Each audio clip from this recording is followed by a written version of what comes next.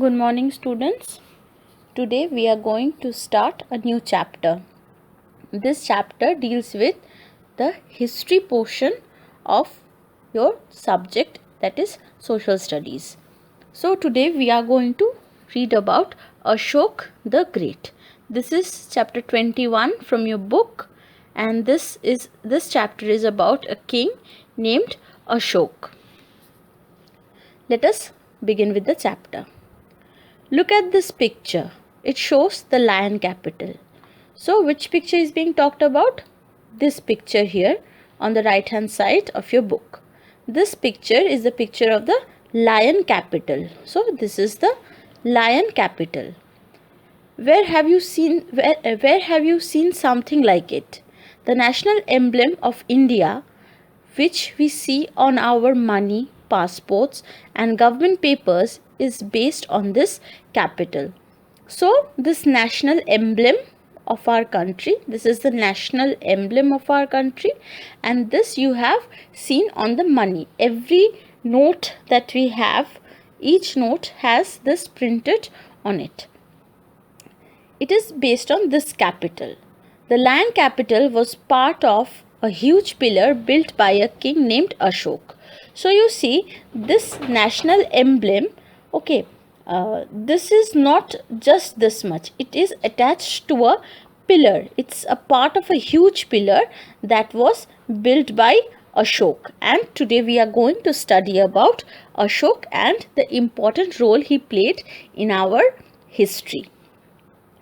Ashok was one of the greatest kings to rule India. So, he was one of the greatest kings who ruled in India. Like all great kings, he was a conqueror and built a huge empire. But Ashok was special because he was a king who gave up war. So, you see, he is different. He is similar as well as different from other kings. How? First and foremost, you see, he was a great conqueror. Conqueror means someone who can capture.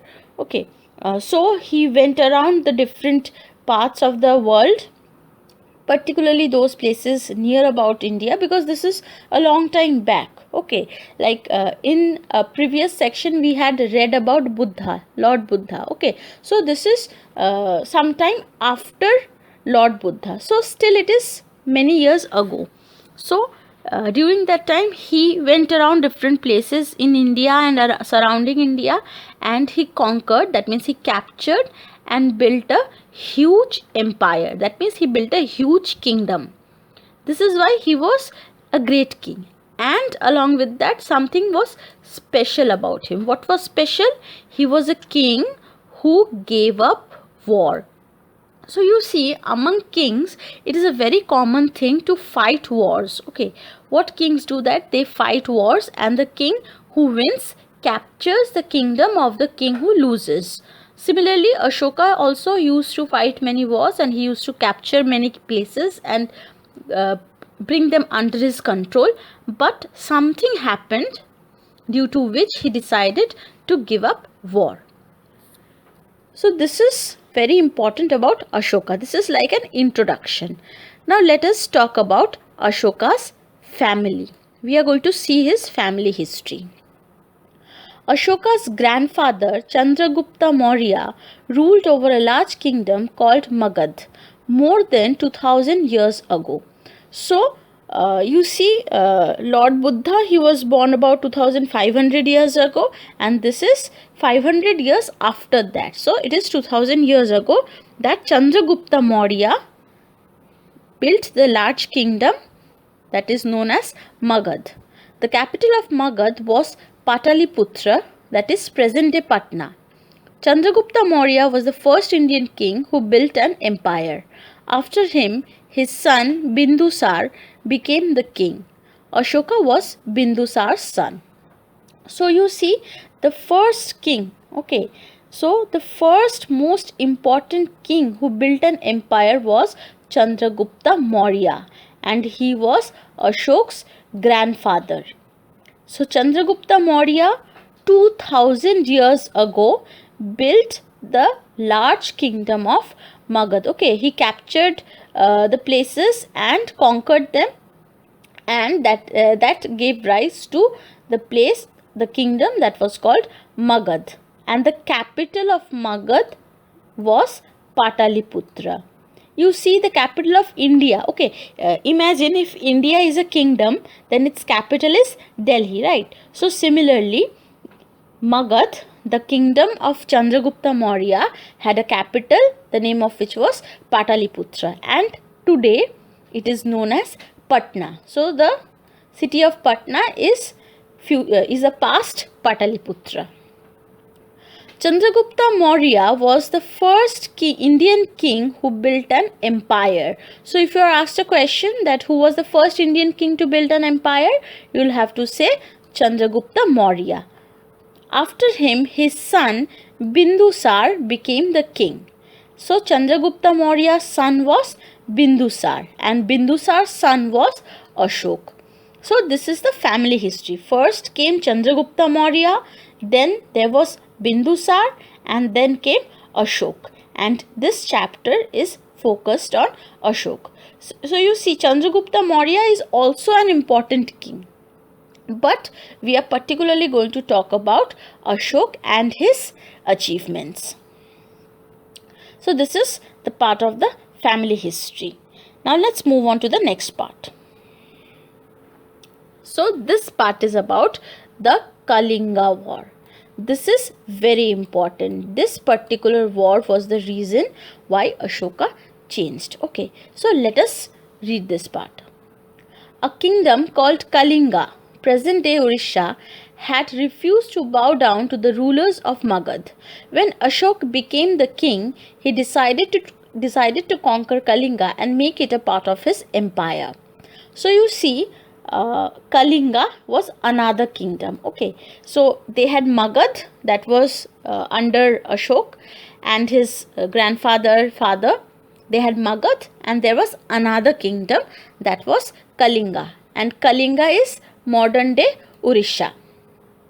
And they refused to bow down to the rulers of Magad. That means when Magad came forward to them to capture them or to ask them peacefully to come under Magad's rule, they declined it. They said no. And this is what made Ashok decide that he would conquer Kalinga. So when he became a king after his father Bindusar, he decided that he was going to capture Kalinga and take it under his control. Ashok attacked Kalinga with a huge army. A fierce and bloody war was fought. Thousands were killed and wounded. Ashok won the war, but he was shocked by the death and destruction it had caused.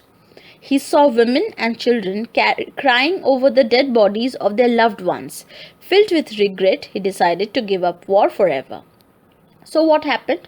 This war, the Kalinga War. So Ashoka, he attacked Kalinga with a big army. And there was a fierce and bloody war that was fought. Okay, fierce means very scary, and bloody means that there was too much bloodshed. That means many people, many animals were killed. There were many lives that were lost in this battle. Thousands were killed. So you see, the population back then was not as high as today's, but compared to that time's population, the number of lives that were lost, the number of people that got killed was very high. So thousands were killed and wounded. Ashok won the war, but he was shocked. What happened after the battle? He won. Okay, he won the battle, and if he won the battle, he could easily have captured Kalinga. But something happened. He was shocked. The death and destruction it had caused. That means the number of people and the animals which had died, and the destruction, that means the damage, okay, the loss that was caused due to this battle, it shocked Ashoka. That means whatever he saw in front of him, that scene, it was so scary that he felt heartbroken. He was very sad. What did he see? He saw women and children crying over the dead bodies of their loved ones.